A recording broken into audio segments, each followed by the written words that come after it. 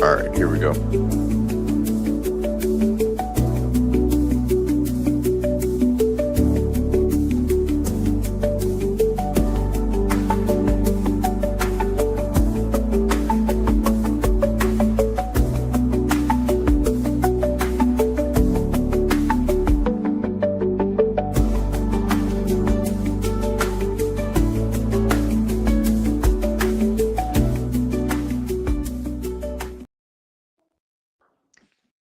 What's good? What's good? What's good?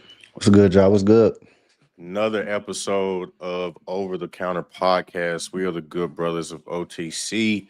This is Mhm. episode 24. So we back at it. Another week, another week. A lot of red in the markets. We definitely gonna touch that. We are definitely gonna touch that. Boy. Um, yeah, this is a crazy week for stocks and crypto. It's not just stocks and it's not just crypto. We both hurting. I know I'm hurting. I don't know about hmm you, but I mean I'm doing a little something on the side to kind of ease the pain a bit. We still hitting options. We still hitting day trades on the perp side of things. So that's playing some defense right there. But we also have a couple of interesting topics that we need to get into. October job numbers. They are not trying to talk about those. They are not trying to release those. Other recession indicators. A lot of the housing market look red. A lot of delinquent car loans, credit card usage, that type of stuff. Uh, we want to talk about Nvidia earnings coming up for sure, for sure. hmm Very important coming up this week. We're gonna get into whether or not the AI bubble is becoming more real. We've had some more interesting developments on that particular topic since our last episode. We're gonna talk about Michael Burry potentially being early on the bubble pop for AI. Warren Buffett is the only person with real bread right now, and he is buying Google shares. So we'll talk a little bit about that. Then we'll get into some crypto stuff, get on the charts, BTC dominance versus altcoins. Gonna definitely look at some stocks as well on the charts, and that's really gonna wrap up the episode. So man, let's go ahead and get into it. First and foremost, though, these recession indicators. It ain't looking right. It ain't looking good out there. That's all I can say. Um, I mean, we would have thought. I think we've been talking about recession or stagflation at the very least. We've been talking about some of those indicators showing up and their lack of speaking on it since earlier this year, like in January, Hmm. February, and we still don't have any type of nobody talking about it. I mean, when you hear Trump talk or some of these other guys, they say the economy is doing great. Job numbers are amazing. You know that the America is booming. You know our industries are doing amazing. You know, but then when you look at the numbers, the data, it ain't adding up. And now we just data just not getting released. They don't never do that. They don't never just not release data. Now, the government shutdown is one thing, but like that's over with. So you would expect a lot of stuff to be catching up, but they kind of using that as an excuse to slow play as well on releasing some of these numbers. And then I think I saw like the press conference, president secretary or whatever her title is, talking about the Democrats had damaged the database or whatever. Like, look, man, look, all that finger pointing stuff I should be over mean, with. Be over with. at the end of the day, you can't really point the fingers both sides. It take both sides. Absolutely. It take both sides to pass the legislation. Both sides played a role in the government shutdown, but it is what it is. When we're talking about recession, we talk about these numbers and kind of the state of the economy right now. I think the stock market is a real indicator on where what the people with the money, the people that are investing, where the economy really is. And as you can see, it's extreme fear in the market. Everything is down. Stocks, cryptos, doesn't matter what sector you look at, everybody's been affected. So when you're talking about economic indicators of a recession, you're looking at things like an inverted yield curve, unemployment rate and job losses, decline in GDP, weakened consumer spending and confidence, housing market activity, and credit delinquencies, all things that we've been seeing come across. Uh, the tape as far as data in the red, it's looking ugly, Mm-hmm. and yet we still have no stamp that hey, we're in a recession. The economy is actually doing bad.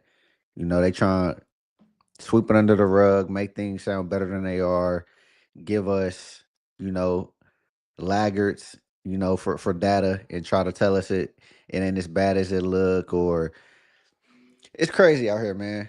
But I think it's starting to catch up. It's starting to catch up. Eventually they ain't gonna have no goofy numbers from 3, 4, 5, 6 months ago, or they not gonna be able to. I Yeah. think they know them numbers from October, and they probably was treacherous. Oh yeah, they know them numbers. They definitely know the numbers. No way, I just And don't have them. right. It's never a case where they just don't have them. But this is what we saw across even in the last administration. Towards the end of it, they was downplaying the recession, and now it's even gotten worse in this administration. They really just trying to make it seem like everything gravy outside, but it's really not. And what another thing that we didn't bring up, but is a really good indicator of where we at in terms of the economy, is when I think it was ages 25 to 35, they are cutting back. At least Chipotle did a study on their numbers, and they're finding that their primary demographic, which is that 25 to 35 age group, they are spending less, which means Chipotle missed numbers during earnings, which is why they tanked. And what they basically said was they're not that demographic is not going to find cheaper alternatives to Chipotle like amongst its competitors or whatever. They're literally just not eating out. Like they're Which cooking at which home. which is funny because how high grocery prices is. I don't know. For me personally, sometimes it be feeling like it's the same. I ain't It's the gonna lie. same. I mean, for me, it's the same. For my house, it's Yeah, the same. But it be the then, same. right. But that to me, though, that lets me know that okay, they're opting to cook at home. They're not Yeah, cooking quality food though. yeah, Like noodles, like it's especially almost if you're a back to college college kid. days. Yeah, Yeah, they going back to the college days where it's ramen noodles or Rotel. microwave Yeah, pizzas and Tostino yeah, pizza yeah, rolls, that huh? type of stuff. It's like, bro, look, that's tragic. You eating cereal for lunch and dinner type of thing, breakfast, lunch, and dinner. So I really think those types of studies and when these companies look at their numbers and they miss earnings and they give that reason, I think that's pretty stark. That's pretty dire, in my opinion. Um, but the housing market, they're starting to have high level of delinquencies and people paying their mortgage. So Did you see that? You that seen that statistic? I seen the one yesterday. I don't know if you seen the same one where it said foreclosures in America are up 19% in the month of October mhm, compared to a year ago. And it ain't just houses. It's if you pull up the data for not foreclosures but repossessions on cars, it's even uglier. it's getting ugly. And see, like it's not always about if you Oh, can. Oh, hold on. oh, I'm gonna keep talking though. I'm gonna keep talking though while you fix on that. Um, it's not always about if you can, but it's more about if you should. And when it comes to cars, like a lot of people look at, oh, yeah, I make more Dummy than battery enough. died. I'm sorry about that. No, that's all good. It happens. Technical difficulties always happen. Um, it's not always about if you can, but it's more about if you should. And a lot of people look at what they bring in on a monthly basis and they're like, oh yeah, I might be able to afford a car note. And if you only bringing in like say 2,000, 3,000, it barely not even 3,000. If you bring it home like $2,000 every check, so you're talking about 4,000 a month. You probably shouldn't go get a car note that's 800 plus. Like that just doesn't make any sense to me. And then because I know your rent is pushing high, maybe 17, maybe 2,000, maybe even 2,100. Like if you only make 4,000 a month, that's not a good idea to have a car note and have high ass rent, and you still got to pay groceries, and you got utilities. Like all that stuff start to add up, but a lot of people don't think about it that way, and they end up getting in a position to where they are underwater on some of the things that you would consider necessities. You need a car to get to work. Hmm. That's just what it is. You got to have a roof over your head. You got to be able to eat. If you're not able to hit on your necessities, that's really not a good level of quality of life. But a lot of people just see dollar signs. They trying to keep up with the Joneses. They end up getting things that they truly can't afford. I ain't even bring up insurance, and I know insurance premiums is high. Like, I mean, bro, That's really I'm paying ridiculous. $550 a month for insurance for 2 cars, bro. It's insane. I ain't never paid that I, much in bro, insurance. my insurance company just tried to up mine to 500 a month, and I switched on them that day. And even still, I switched Bro. on them that day, and I'm still paying $377. So it's still not great, but Right, right, there's no way I'm paying you a car payment for car insurance, and bruh. then it's insane, bro. That healthcare, all the way across the board, everything you need to just essential things, nothing extra, nothing Nothing fancy. crazy. Health insurance, car insurance, a roof over your head, and something to eat is becoming extremely unaffordable. And it don't matter what president it is. Biden tried to fix it, nothing happened. Trump came in saying he gonna lower prices. Still claiming he lowering stuff down. No, I ain't it's seen not. it. We're not seeing it. It's not. We're not feeling it. So I don't know what it's gonna take, man. Scarily enough, the system may have to break, for things to get better, which is a scary thing to think about. But I You mean, got to it's burn it getting to that all. point. It's You getting to got to that burn point, it man. all. And I think we mentioned that like earlier this year. Like it would, or at least I know I talked about it. Maybe on some other platforms, but you're in a situation where you better off burning it all and starting over. And a lot of people don't like the sound of that. And this is why we end up where we at now because we've tried to kick the can down the road instead of recognizing, okay, if we don't rip the band-aid off now, it's only gonna feel worse later. And this is where we at, where it's gonna feel worse than what it would have been if we would have just did this. I don't know, back in 2019, right before COVID, we should have did this because the repo fund rate was ridiculous then. So I don't know, man. I definitely see the recession indicators everywhere. We're in an affordability crisis for sure. We've been saying that we in a recession, but of course, most of the masses they not gonna believe that we're in a recession until some government official come out and say we're in a recession. But dog, if you look at everything across the board, we're in a recession. There's no ifs, ands, or buts about that. Um, but yeah, moving on. These Nvidia earnings are very key. I feel like, especially with everything Very that's going big, on in the very AI big. space. You got Michael Burry, all types of stuff. So Nvidia got to show out for these earnings, And otherwise it might and get ugly. and not even just the AI space. We gotta remember currently Nvidia is the largest company in the world. Mm-hmm. They're the biggest company in the world, which means you have them hedge funds, your people's 401ks. They hold heavy weight, when it comes to the stock market. So if they miss earnings, if they don't give good guidance, it's gonna be bad for the entire stock market. This will be, a catalyst that could push the stock market to them the 10, 15, 20% drops, which will put us kind of in that bear market territory like we were kind of in beginning of the year.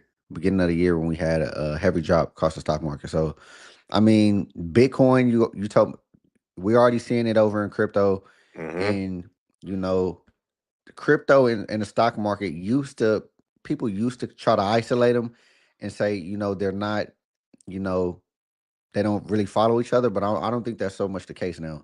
So if you already see Bitcoin starting to drop, the stock market been dropping all week. It's been dropping all week. When you think it's the bottom, we get another day where it continues to drop. So I mean, we'll see. But as far as Nvidia, their estimates on revenue, let me just give you their Q3 um numbers for what they did in Q3. Their revenue was 35.1 billion. Their EBITDA was 22.3 billion, and their EPS was 81 cents. Now, their estimates for this week, and these are big jumps. So this is why, for a company like Nvidia that continues to, push the needle, that it continues to get bigger and bigger and bigger. the demands and the expectations get bigger as well. So it makes it harder for a company like that to beat earnings, because you can only grow so much so fast. So their revenue estimates are 54.9 billion. Their EBITDA estimates are 36.9 billion, and their EPS is estimated at $1.25. Now, should they beat? I think so. But one of their biggest markets, in China is being heavily affected, by the tariff war, the things we got going on with Trump and China, and are the fighting over the chips that they can be allocated and all of that stuff. So we've seen Jensen Huang speak on that multiple times. We've seen him say, talk about his supply chain needing, that China base in order to, be able to produce the profits that they've been producing. So we'll see. We'll see. To me, that's the only toss up when it comes to their earnings, because other than that, they should be fine. But China is their second biggest market, and they're not able to buy the best chips. So we'll see. That's kind of what got me nervous about this earnings. So we'll pay attention to the numbers. We'll pay attention to the guidance, and I think it'll be very telling for the next 6 months to a year as far as their not only their concern, but the AI space as a whole, as well as quantum. Because they play a big role in quantum. So, I know in their last call, he talked a lot about quantum and things that they're working on. So, listen to if you don't have the Qatar app, download that. Mm-hmm. Nvidia is one of those companies. Their guidance calls are always amazing. Like, they talk about so much tech, so many different companies that they're involved in, things that they're working on. So, I'll definitely be tuned into them. Definitely be paying attention to the earnings, and seeing what comes of that. But it's it's gonna be it's probably the most important earnings report this All quarter, for year, sure, for all sure, year. for sure. All But eyes on Nvidia. this is my thing though. Like they could possibly beat. I expect them to beat, but Hmm. like if they don't come in as high as expected, like they still Yeah, beat, but they didn't come in high as the expectation was. Bro, I could it's see gonna I could see it's the gonna stock deflate. bleed. Yeah. Well, this is the thing. What we've been seeing recently, it's kind of been all over the place, because you'll see companies beat, and then the market sells the news. You'll Mm-hmm. see some companies not beat. People hear some good and guidance, they buy. You'll see some companies come in at expectations, and they'll go up. Some companies go down. So I don't know. It's one of those companies. We'll see, but the expectations are extremely high for Nvidia. Extremely high. It gets harder and harder for them to live up to those expectations every earning. So coming in at estimations is not going to be good enough for Nvidia, Mm-hmm. especially with how rocky things is right now. They have to beat. They have to beat, and it can't just be by a little bit. They got to knock it out the They got park, to clear and, them. and they got to come in with amazing guidance. They need to come in with partnerships. We're working on this. They need to announce the next two chips coming out. They need to announce some in quant. Like, they gonna have to do their big one if we want to see this AI movement continue to push on strong, especially for the end of Q4, end of the year, especially if people are expecting a rally. Because if Nvidia don't beat, that rally over with. It's already hanging by a thread. Bro, I don't know, man. I don't know. We definitely gonna look at the charts just to kind of see what that's really looking like. Cause that's where it's really gonna tell you. The implied Um move is a $16 move on them too. Either you said way, what? the implied move for on Nvidia is a $16 move either Mm, way. So if they do good, $16 up, implied move. If they do bad, $16 down, which would send them $16 down. Is crazy. I think they're like 190 right now. yeah. So those would be some prices we ain't seen Nvidia at in a long time. Um, Honestly, since the beginning of the year. yeah. So I mean, we'll see. Nvidia. I know we talked about it earlier. That may be one. I'm not gonna lie. I gotta play those earnings. I have to. I Yeah. have to. It's one of the biggest holdings in my portfolio. I did downsize and sell some profits in that on my long term hold, just because it's been too shaky. But I'm gonna have to play those earnings on the trade side for sure. I don't know, man. I I don't got know. to. I I might have to got be in to. there with you I just got because you to. never know. You never know. Yeah. Um, so speaking of Nvidia and the whole AI thing, are we?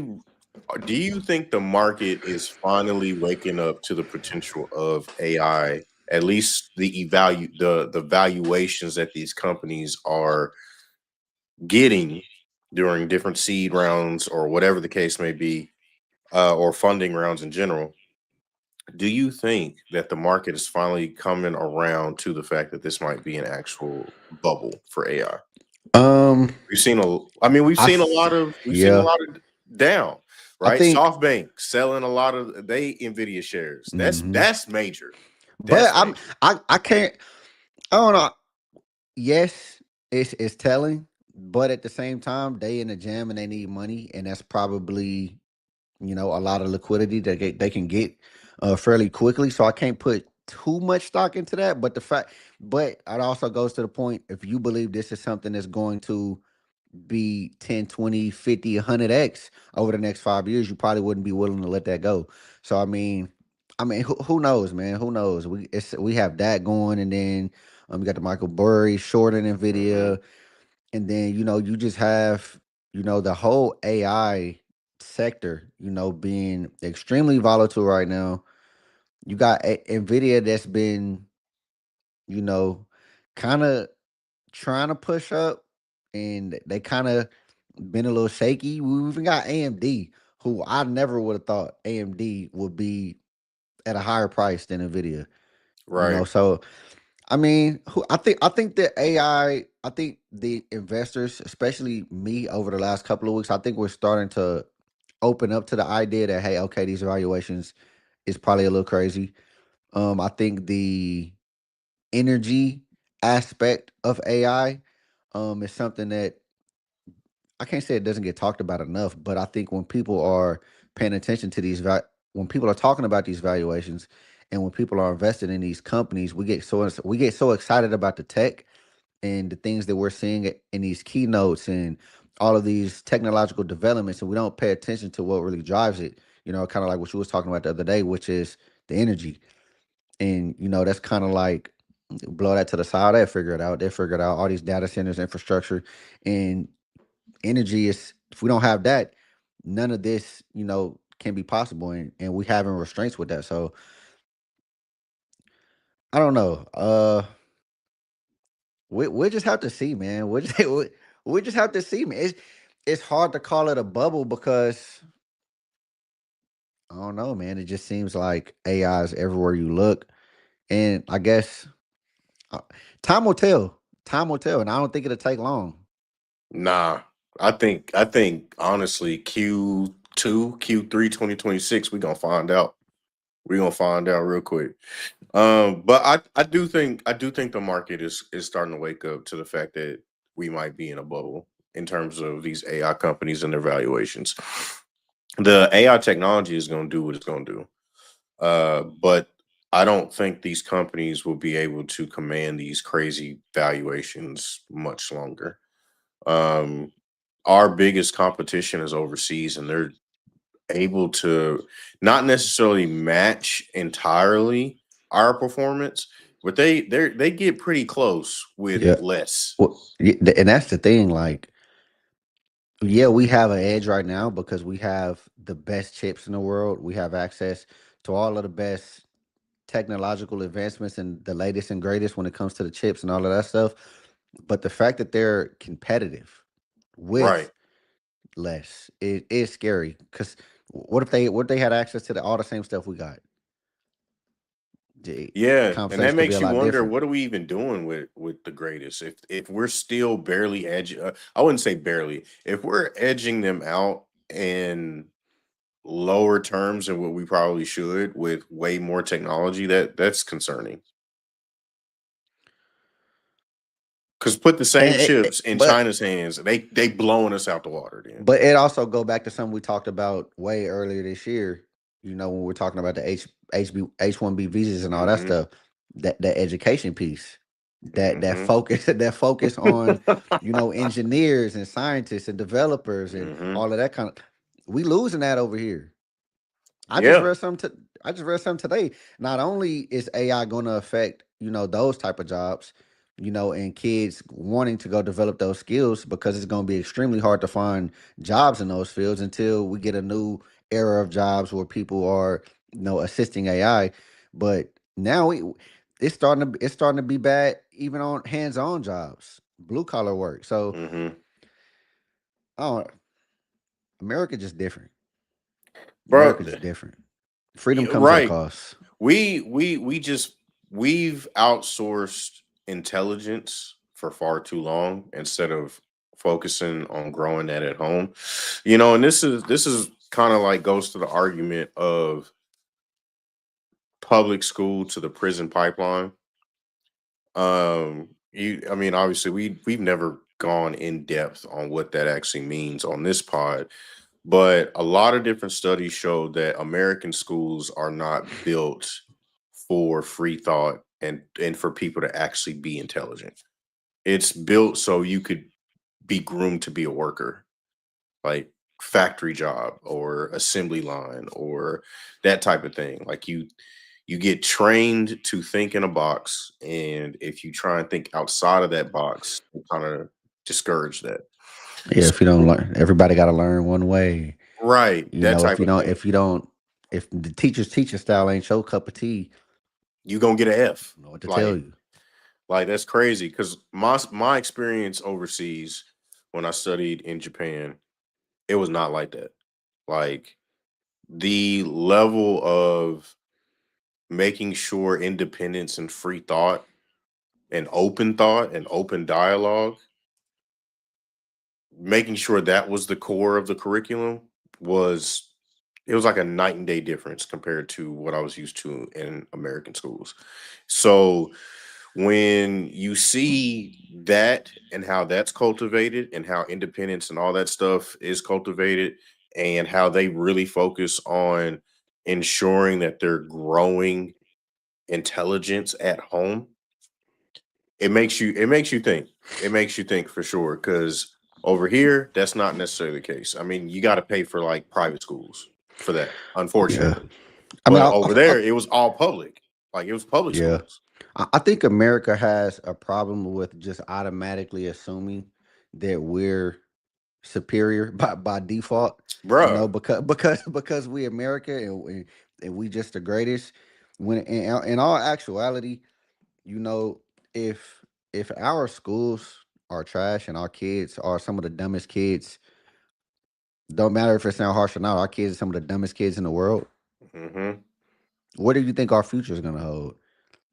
You know, you from what I don't know, from what I've been seeing, of course I ain't ever been to China, Japan, all these other countries, but from these kids is bred from a young age, like, hey, your family name lineage is on it. You cannot be a dummy. School to the utmost. We're going to school all year round. Hmm.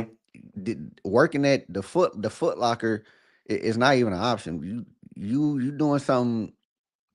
You doing something that's gonna mean something. You're gonna be able to make an impact. They want their kids to drive their future, and a Hmm. lot of their main mission is to be able to compete with America on the world stage. And they raise their kids like that. Their education system is built around that. And over here, education don't really come first. Nah, I mean we worried about other stuff that ultimately does not matter. So I mean it's just like I said, man, it's just a night and day difference. And now you got Trump walking his thing back about the H-1B visas. At first it was like he was gonna make it 100,000 per visa. So you really had to have a good reason to even have a visa. Now he walking it back because he realized, dang, we really needed them visas. So, and that's that, and the fact that America has a free market economy, that attracted a lot of people to come over, a lot of smart, intelligent people to come over because you had the ability to create businesses, all types of things, a lot easier over here than what you probably would have in their home country. On top of being able to land jobs at some of the top companies in the world, like an Nvidia, like an Apple, like a Meta. Hmm. The list goes on. So yeah, man, I don't know. I don't know. I think we'll definitely see some things shift as the AI bubble becomes more real. I do think Michael Burry is a bit early on his prediction, which he was in the 2008 crisis. He was a couple years early. So I'm pretty sure he's going to be a couple years early on this. But speaking of people who are playing the game like it's chess and not checkers, Warren Buffett bought 17.5 million shares in Google. Now, we know Google's also in the AI race, but they're mainly focusing on the data center side. I think that proves my whole point about the energy situation. Data centers or companies focused on the data center side. They are actively working with energy companies to supply their data centers with reliable, efficient energy until they can start getting these nuclear plants up and running to supply that type of energy to their data centers. So I think that's a pretty good move. Warren Buffett's always been a very intelligent man. Obviously, he's the best investor in known history. So this is not surprising to me by any means. Yeah, I mean, Google's one of those companies that's been around for a long time. They're gonna always make sure, they got they feet planted where it matters.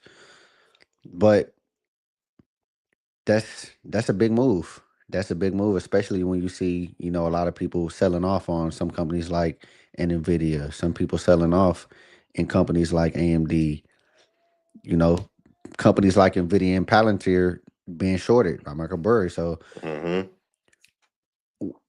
we just have to see. We just have to see. I think in the next, especially when it comes to AI, I think in the next 5 years, we'll really be able to see who's going to be the winners and losers. Who's been able to, not just put up numbers as far as earnings, who's really making an impact. How many of these partnerships actually played out? Is Hmm. OpenAI still a part of the equation? Have some of these companies like a Tesla, when it comes to the Optimus robot, have they been able to keep up, some of those promises? Have they been able to, follow through? And I think we'll be able to see that in the next 5 years because the clock is on, the clock is ticking. Investors, how AI, we're not gonna be waiting 10 years, for you to come with something. They on the clock and time is winding down, man. They're gonna have to really be time to put feet to the pavement. Nah, for real though, because making a purchase like this, I don't think it was at the exact time that the news was released. I think it was maybe a week or two ago, so it's a bit delayed. But um, being able to purchase $4.3 billion worth of Google stock, which equated to 17.5 million shares, at a time where nobody really has money like that, and people, like you said, are selling off on their positions with some of these companies, is very interesting. But Oh that my lets me know. God, bro. You see the chat? Dude, this dude Greg is Oh funny. man. Oh man. But I think this is very telling though. Like I think the conviction is swaying on the pendulum. I think instead of chip companies and those types of people on the AI side of things, it's gonna be data centers that really drive the market moving forward. I think so. We'll see though. We'll Well, see.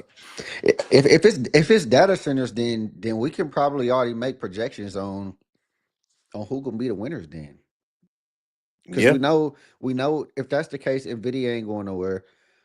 Amazon ain't going nowhere. Meta's not going nowhere. They record breaking numbers as far as capex spend, into their AI business segment. Google, it may just end up being the same old Mac 7.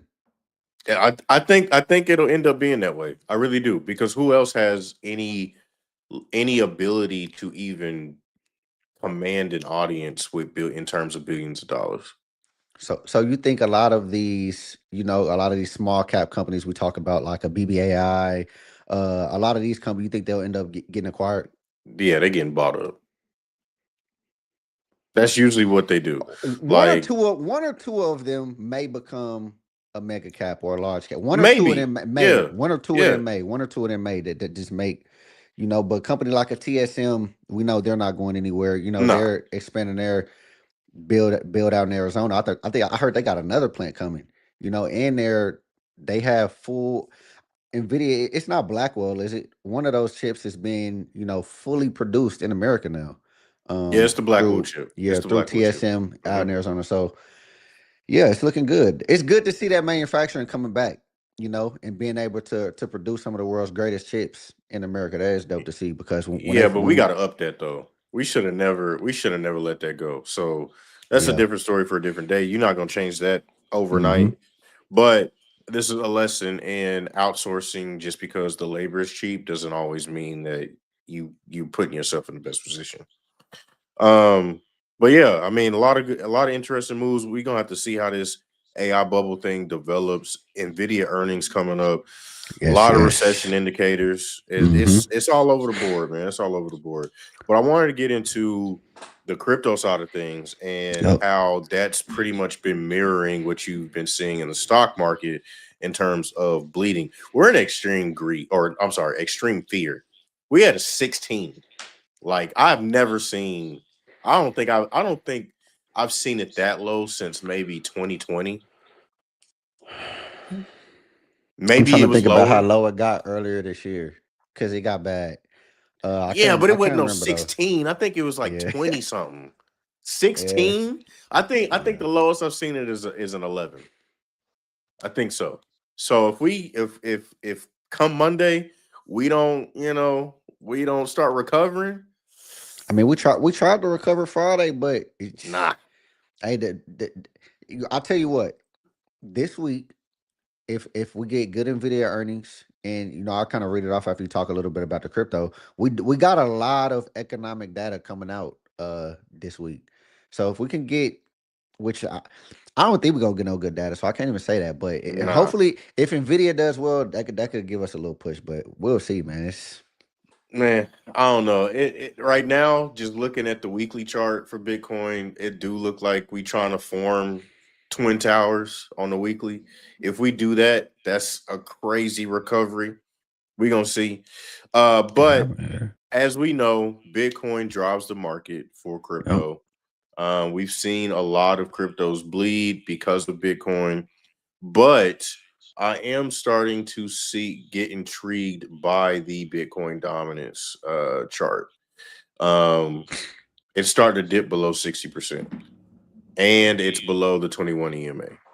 So those types of things I'm pretty starting to pay attention to.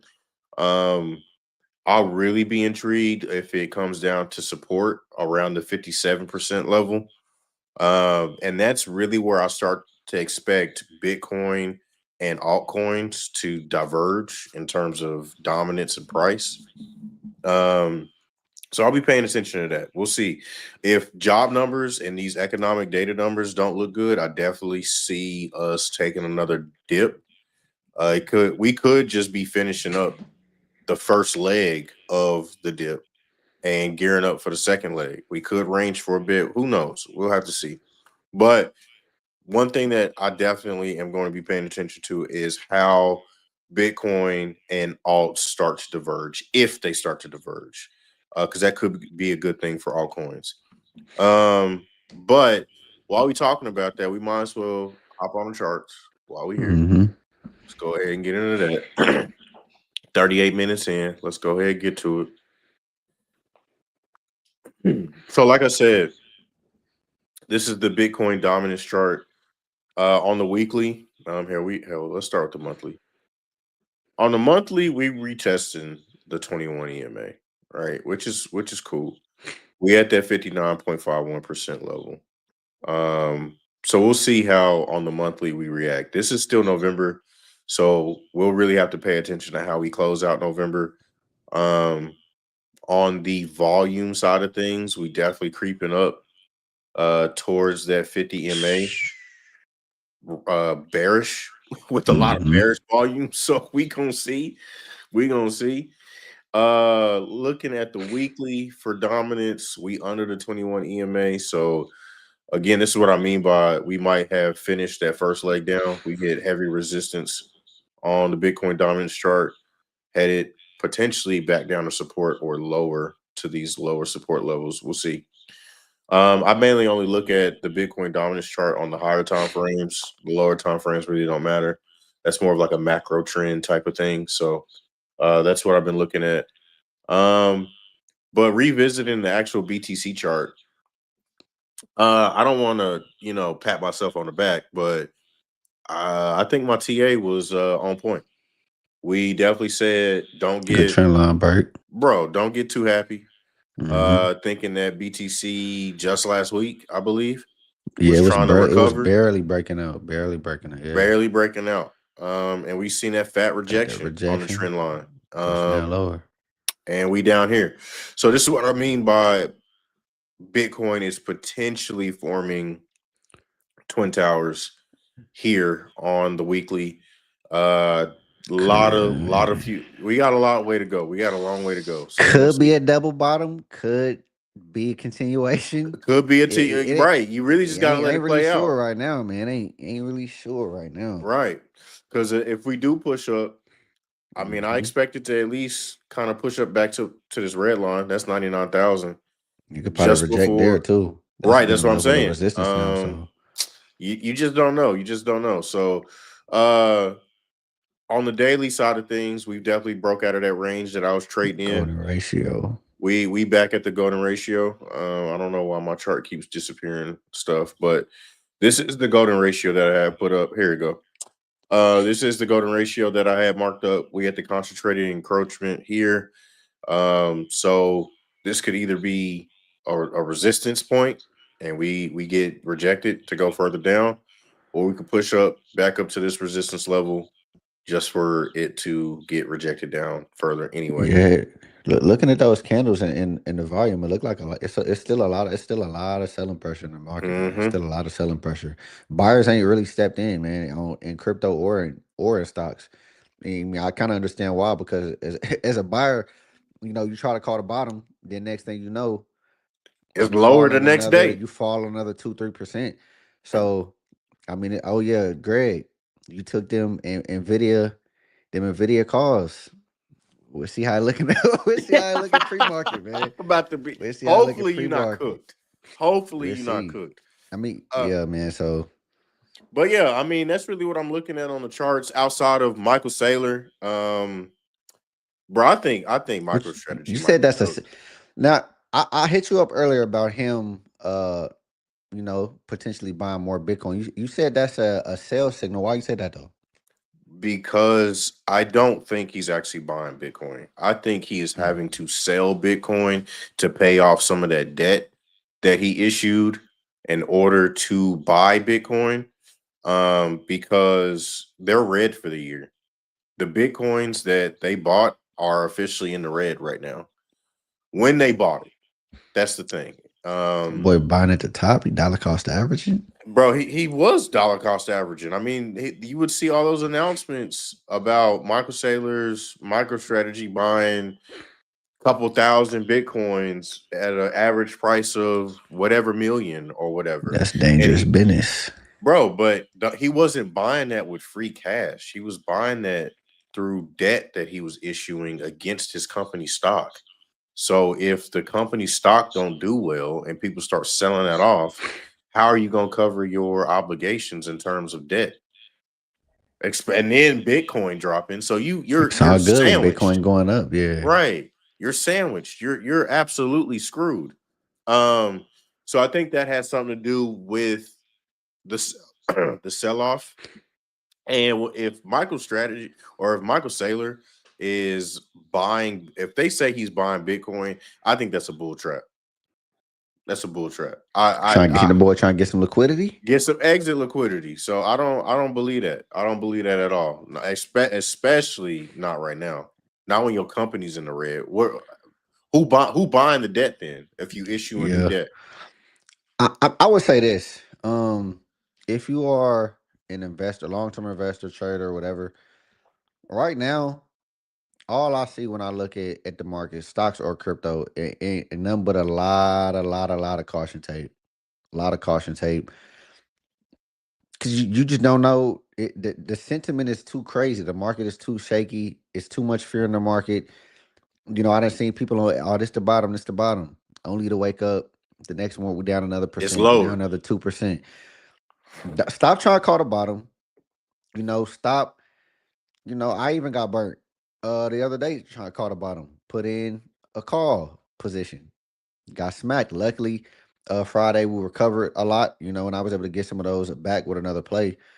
But the market is crazy right now. We ain't got data coming out. Sentiment around, our economic stability is not changing anytime soon, at least I don't think so. I mean, Trump can come with these headlines. Oh, I'm wrapping up the tariff deal with China, and this is going on. The government back open. I seen people on, hey, shut the government back down because we was Right. doing better. We was doing better with y'all shut down. I mean, it's just crazy in the market, man. Sentiment, no matter what, all across the board is trash right now. People are uncertain. People don't know. People are protecting their profits. As you As should. as they should. I done took a lot of stuff off the table. I didn't downsize a lot of my long positions, and it ain't because I'm not just about to leave my profits that I've grown over the last couple of years to just go in the wind with the market. So it's crazy, man. It's crazy. I seen many people say we'll never see Bitcoin under 100,000 again. Mm-hmm. Yeah, anytime you start hearing that, man, just go ahead and start parking some bread on the side. Just go ahead and start parking some bread on the side because it's gonna revisit them levels. Yeah, you could be. Oh man, we'll never see Nvidia under $100 again until you do. Right. until you do, until they have a bad earnings and drop $20, and then you come out and hear, you know, uh, freaking another crazy investor, Nancy Pelosi, Berkshire Hathaway sells Nvidia, and then we drop another $20. Mm-hmm. It get like that for real, man. And with the times, it's just crazy out here right now. It's crazy out here right now. And until we get some economic stability, which means we're gonna have to have Trump doing what he supposed to do. We're gonna have to have Jerome Powell doing what he supposed to do, Congress doing what they supposed to do, and all them people doing what they supposed to do sound like a fairy tale to me. So I don't know when things gonna turn around, honestly. No, it's never it's I think we're in dire times. I'll say that. I really do. Um if and when things turn around, I don't know. I think we'll be able to see it on the charts though, before any news. We'll Yeah. be able to see it in real life before any news hits. But until then, man, hey, Hey, smoke them if you got them. serious question around this topic. Do you think because there's been other hold on one second. There's been other, countries that have been, the leader. Do you think we could be alive in a time that America falls from an economic standpoint, Oh, from being number absolutely. one? Absolutely, absolutely. It happened with London. London and like just Great Britain in general was the financial capital of the world. They were the mid or the middleman for a lot of trade, a lot of financial services, that type of thing, way back in the day. And eventually that flipped. The Great British Pound is not it doesn't have the same power as it used to. So I see that happening with the US dollar. But I think it'll get to a point where you can't have one currency as the world reserve currency. I think it'll be a point where you'll have multiple currencies viewed as a reserve currency to keep the peace. Because it's going to get bad, not just in the United States, but all over the world to the point where it's very plausible to go to war over people's economic conditions. So we might have the US dollar, the Chinese yuan, the Japanese yen, Great British pound, the euro. All of those might end up being recognized as the world reserve currency in a basket type fashion, not just one. Yeah, it's crazy times, man. People have been talking a long time about the fiscal irresponsibility of the United States. A lot of presidents have swept it under the rug. You know, a lot of generations have passed it on to the next. And, you know, unfortunate for us, you know, and our kids and potentially their kids, you know, it's starting to get to the point to where you can't really hide. They running out of room in the closet to hide the skeletons. And eventually you're gonna have to face them demons. So I just man, It's gonna get bad before it get better. I'll say that. It's gonna get worse before it get better. But I wanted to make sure we hit the stock charts as yeah, well yeah. before we wrap things up for the night. Show them what we looking at in terms of Nvidia and any other charts that you definitely want to hit before we call it a night. Hold on. All right, let me put it up real quick. We'll just look at it real fast. It won't take too long.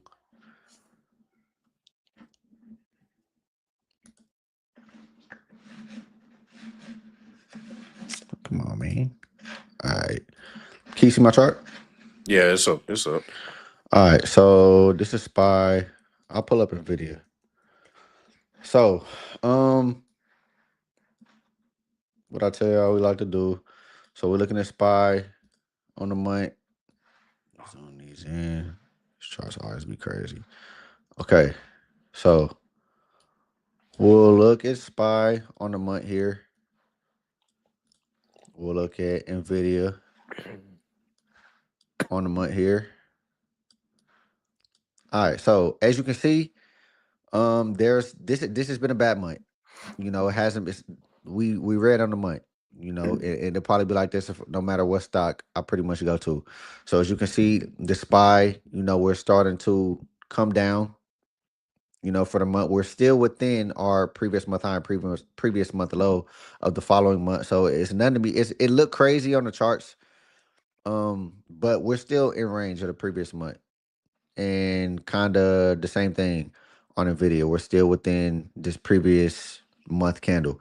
So yes, we've lost, you know, a lot of gains, but you know, we're still within range, so it's not as bad as it looks. So we'll go to SPY, the weekly chart. So this is what we need to look out for. So right now, in as far as SPY goes, we cool. We cool. We are, you know, inside of the previous week candle. We'll get a new weekly candle on Monday, but I don't think you should start to panic. You know, as far as SPY goes, unless you break out of this previous month low. Now, if you break out of that previous month low at 652.84, you know, then you could start to see. Let me look. Let me pull up the hourly just to see what our next real level of support is. I don't know why they be messing up this aspect ratio so much on these charts.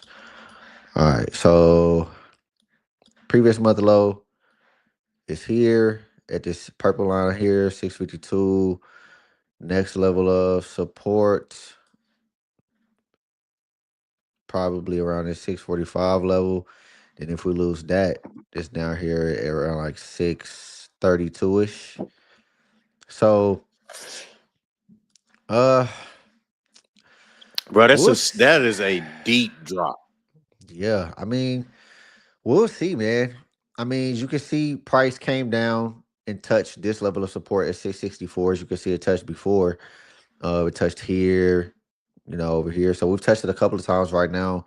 We bounced off of it and came up and rose above this support.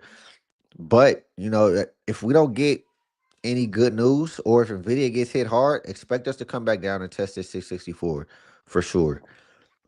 We'll kind of be able to see if the market is going to continue to recover on pre-market, or if we can expect more downside. But I think Nvidia will be a catalyst that could potentially push SPY, QQQ, SPX indexes like that um, to the upside. You know, because well, a lot of times when Nvidia be going up, AMD be going down when they be having good Hmm. news. So it depends. Sometimes they work in verse, but you never know what kind of partnerships or what kind of deals could come out of their earnings. So we'll just have to see how it affects the broader AI sector and the tech sector in general. But if we get more downside, you can expect us to come down and test this 664 area again. And then if we lose that, then we go for previous month low, which is the 652.84 area. So we here now. we get more downside, we can touch 664 again. If we break that, we go to test previous month low. And if we lose previous month low, it could get ugly because you got this here, but it ain't really that much support below that. So we'll see. We'll see. Those will be your key areas to look for. This area we're at now, which is about this 672. We lose that. Another key level is around the 661 level, and then you got the 652. So those would be your key levels to watch on SPY for more downside. And of course, if we can get some more upside, then you could come and rise above this around that 680 range, kind of settle up there. And then, 685 has been a tough area, which is also the previous week high. So that's 685. And then, of course, previous month high at 689 all time high. So those will be your key areas to watch. And then as far as Nvidia, on the month, as you can see, of course, we're down still within the previous month candle. We go to the weekly chart, we're still within the previous week. So Nvidia is holding pretty strong. They lost a lot of gains over like Wednesday and Thursday, but then they got a Mm-hmm. lot of they pretty much climbed back and regained all of it on Friday. Climbed back up to that 190 price after dropping till about 180. So that was good for Nvidia. I think you can expect to see Nvidia continue to rise a little bit going into earnings. Because you'll have people that have positive sentiment, people that are bullish on Nvidia and think their earnings will be good. So I think you can see Nvidia start to push up a little bit going into earnings, and then the day of earnings, expect them to be a little flat in anticipation for earnings, and then of course, if it's good or bad, you'll see that big move to the upside or the downside. But Day as far earnings as is before the bell or after closing. I believe it's after. I believe it's after the bell. Okay. And of course for Nvidia, um, from where they are now, looking at the daily, of course, that this Retesting is that trend line. yeah. If I'll tell you what, if they have bad earnings, uh, they at 190.